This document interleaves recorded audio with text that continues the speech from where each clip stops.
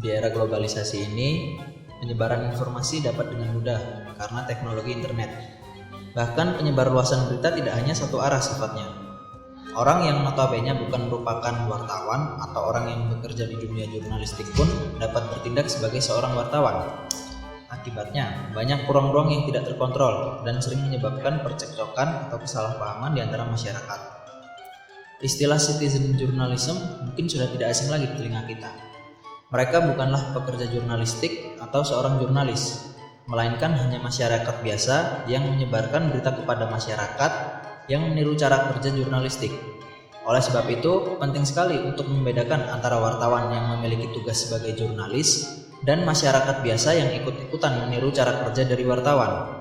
Jadi, rasanya perlu untuk memberikan sebuah etik dalam kerja wartawan agar membedakannya dari masyarakat biasa dan agar masyarakat dapat mengenali lebih jelas mana wartawan dan mana bukan wartawan. Dalam ranah etik atau kode etik, ciri yang ada yaitu 1. Kode etik mempunyai sanksi yang bersifat moral terhadap anggota kelompok tersebut. 2. Daya jangkauan suatu kode etik hanya tertuju kepada kelompok yang mempunyai kode etik tersebut. 3. Kode etik dibuat dan disusun oleh lembaga atau kelompok profesi yang bersangkutan sesuai dengan aturan organisasi itu dan bukan dari pihak luar.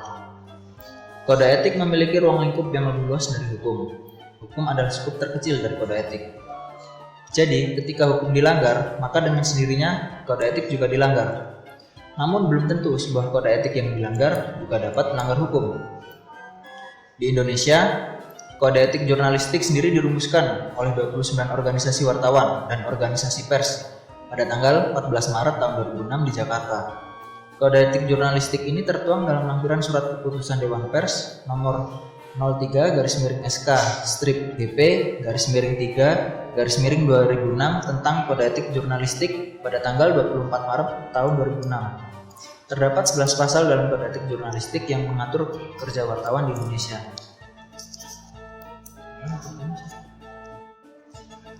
Kode etik jurnalistik bertujuan untuk menjamin kemerdekaan pers dan memenuhi hak publik untuk memperoleh informasi yang benar. Untuk itu maka perlu berlandaskan moral dan etika untuk menjaga kepercayaan publik dan menegakkan integritas serta profesionalisme.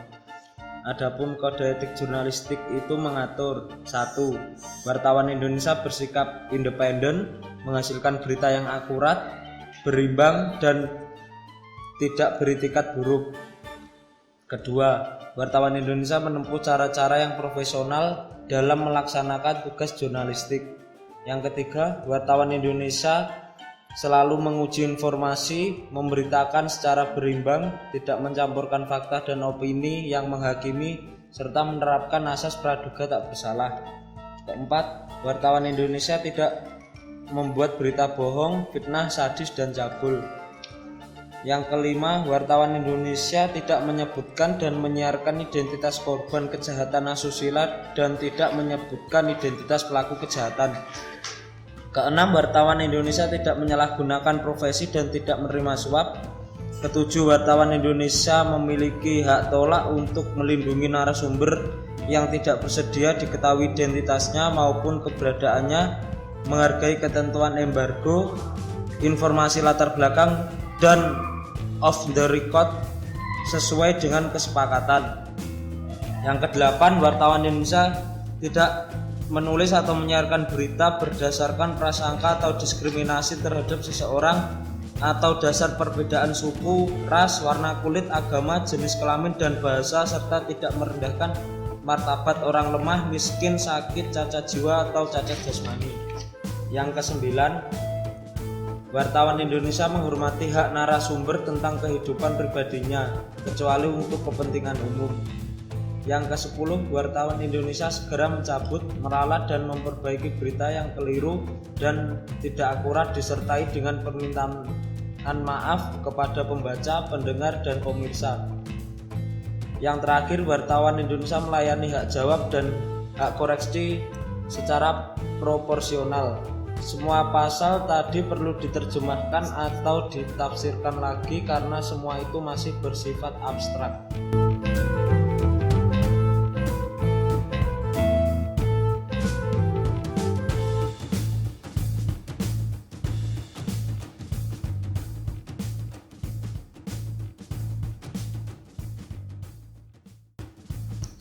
Setelah mengetahui ke-11 pasal kode etik, ternyata masih sering loh terjadinya pelanggaran kode etik jurnalistik. Seperti baru-baru ini yang sering terjadi adalah pelanggaran mengenai kode etik jurnalistik pada pasal 4 yang berbunyi bahwa wartawan Indonesia tidak membuat berita bohong, fitnah, sadis, dan cabul. Berikut penafsirannya. Kata bohong berarti sesuatu yang sudah diketahui sebelumnya oleh wartawan sebagai hal yang tidak sesuai dengan fakta yang terjadi. Berikutnya, fitnah berarti tuduhan tanpa dasar yang dilakukan secara sengaja dengan niat buruk. Lalu, sadis berarti kejam dan tidak mengenal belas kasihan. Serta cabul berarti penggambaran tingkah laku secara erotis dengan foto, gambar, suara, grafis, atau tulisan yang semata-mata untuk membangkitkan nafsu birahi. Dalam penyiaran gambar dan suara dari arsip, wartawan mencantumkan waktu pengambilan gambar dan suara. Walaupun hal tersebut telah diatur dalam kode etik pers, pelanggaran tersebut masih sering sekali terjadi. Seperti yang kita lihat pada media tribunnews.com yang pernah memberitakan bahwa ada makhluk seram bawah tanah yang muncul dari permukaan bumi. Namun, setelah mencari kebenarannya bahwa pemberitaan yang disampaikan dikutip dari blog-blog yang tidak terpercaya dan berita yang dikabarkan merupakan cuplikan dari film The Mole People yang dirilis tahun 1956 di Amerika Serikat. Tidak hanya itu, selanjutnya ada pula pemberitaan mengenai Jokowi yang dikabarkan meminta maaf kepada warga ex-Partai Komunis Indonesia atau PKI yang diberitakan oleh media harian terbit. Padahal yang terjadi adalah adanya rekonsiliasi yang dilakukan oleh pemerintah, namun terjadi disebutkan adanya permintaan maaf. Berita tersebut dipelintir menjadi untuk meminta maaf. Hal ini merupakan sebuah pelanggaran yang memunculkan tuduhan tanpa dasar yang dilakukan oleh media secara sengaja dengan niat buruk.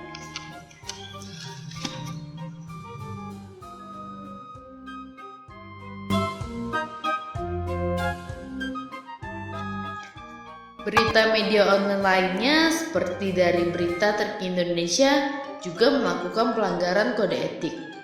Media ini pernah menyuguhkan berita namun dengan judul yang sangat vulgar. Dalam hal ini menyajikan dengan bahasa yang cenderung cabul. Judul seperti ini memang sering dilakukan media untuk menarik minat pembaca untuk mengklik tautannya.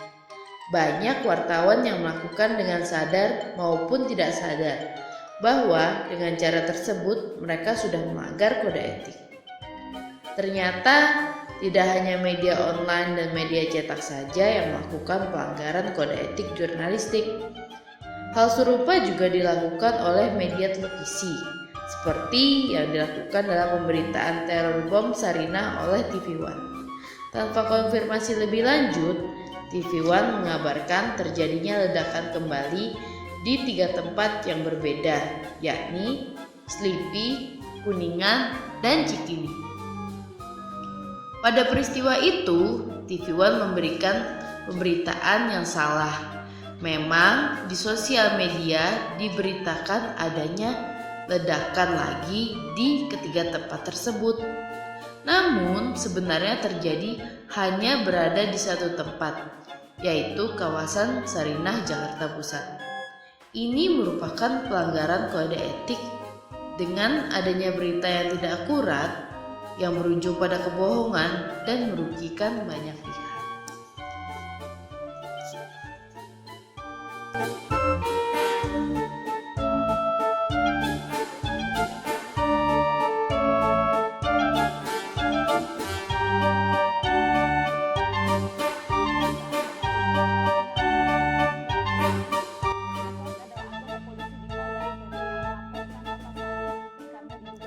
Meski telah memiliki kode etik jurnalistik, nyatanya wartawan-wartawan di Indonesia masih banyak yang tidak menghiraukannya.